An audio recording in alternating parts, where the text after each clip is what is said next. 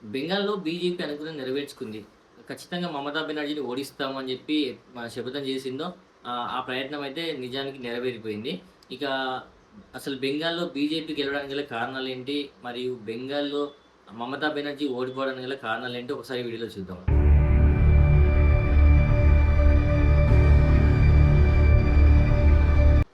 Hi! Hello! నమస్తే. Welcome to Sharath 180 degrees. Bengal రాష్ట్రంలో ఈరోజు విడుదలైన ఫలితాలను చూస్తే బీజేపీ దాదాపుగా 195 పైగా సీట్లను లీడింగ్ చేస్తుంది. ఇక మమతా బెనర్జీ పార్టీ అయితే కేవలం ఇంకా 100 సీట్లను కూడా రీచ్ అవ్వలేకపోతుంది. దీనికి గల కారణాలు ఏంటి అంటే బెంగాల్‌లో టీఎంసీ ఓడిపోవడానికి గల ప్రధాన కారణం మమతా బెనర్జీయే. ఎందుకంటే మమతా బెనర్జీ చేసిన అక్రమాలు, ఇంకా అవినీతి అంతా ఇంతా కాదు. దాదాపు అన్ని వ్యవస్థల్లో కుంభకోణాలైతే ఉన్నాయి. ఇక ఆమె స్వయంగా మహిళ అయ్యుండి కూడా ఇక మహిళలకు రక్షణ లేకుండా పోయింది. దీనికి ప్రధాన ఉదాహరణ ఏంటంటే ఆర్జికర్ ఘటనే. దేశవ్యాప్తంగా ఆర్జికర్ ఘటన ఎంతో సంచలనమైంది. ఈ విషయం అందరికి తెలిసిందే. కనీసం ఆమె స్పందించకపోవడం కూడా ఒక రకంగా దీనికి ప్రధాన కారణం. ఇక ఈ పాయింట్‌ని బీజేపీ క్యాచ్ చేసింది.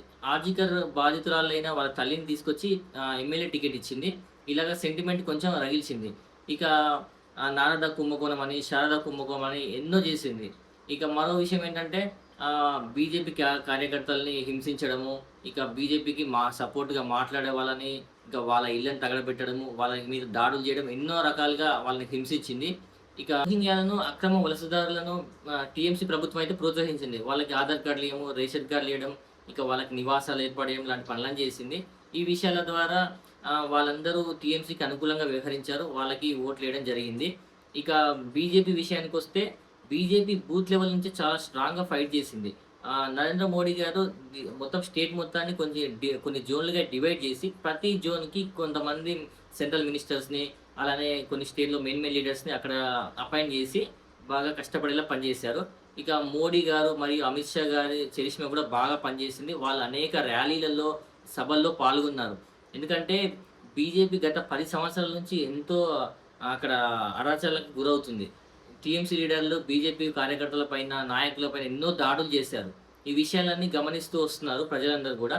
ఇక మహిళలు మాత్రం ఖచ్చితంగా బీజేపీకి సపోర్ట్ చేశారు. ఎందుకంటే మహిళల పట్ల అసలు మమతా బెనర్జీకి ఏమాత్రం కూడా అనుకూలంగా వ్యవహరించలేదు కాబట్టి మహిళలు మొత్తం బీజేపీ వైపు ఉన్నారని చెప్పి ఈ ఓట్లను చూస్తే తెలుస్తుంది. ఎందుకంటే దాదాపు 90% పైగా ఓటింగ్ నమోదైంది. ఇక బీజేపీకి ఎస్ఐఆర్ కూడా బాగా అనుకూలించింది. దాదాపు 80 లక్షలకు పైగా ఓటర్లు, డూప్లికేట్ ఓటర్లు గానీ, చనిపోయిన ఓటర్లు గానీ, ఇవన్నీ రిమూవ్ చేయడం ద్వారా నిజమైన ఓటర్లందరూ ఓట్లేశారు. ఇదంతా బీజేపీ గెలిపోయింది. కొన్ని సర్వేల ప్రకారం చూస్తే అసలు సర్వేలకు గూడా ప్రజలు చెప్పలేకపోతున్నారు. ఎందుకంటే భయపడుతున్నారు. అసలు మేము బీజేపీకి ఓటేసాము, మేము బీజేపీకి అనుకూలంగా ఉన్నామని చెప్తే టీఎంసీ లీడర్లు ఏం చేస్తారని చెప్పి, మమ్మల్ని చంపేస్తారని చెప్పి చాలామంది భయపడుతున్నారని చెప్పి చెప్పారు. మనకి బెస్ట్ ఎగ్జాంపుల్ ఏంటంటే యాక్సిస్ మై ఇండియా అనే సర్వే ఉంది గదా! ఆ సర్వే చెప్పిన విషయాలను చూస్తే దాదాపు 80% అయితే అసలు సర్వేకి కూడా చెప్పడానికి భయపడుతున్నారనమాట. ఒకవేళ ఈ సర్వే చూస్తే ఏం చేస్తారో, మమ్మల్ని ఎక్కడ బెదిరిస్తారని చెప్పి. ఈ విషయాలన్నీ కూడా బీజేపీకి ప్లస్ అయ్యాయి. సైలెంట్ ఓటింగ్ మాత్రం బాగా నమోదయింది. ఆ సైలెంట్ ఓటింగ్ ద్వారానే దాదాపు 90% అయితే వచ్చింది.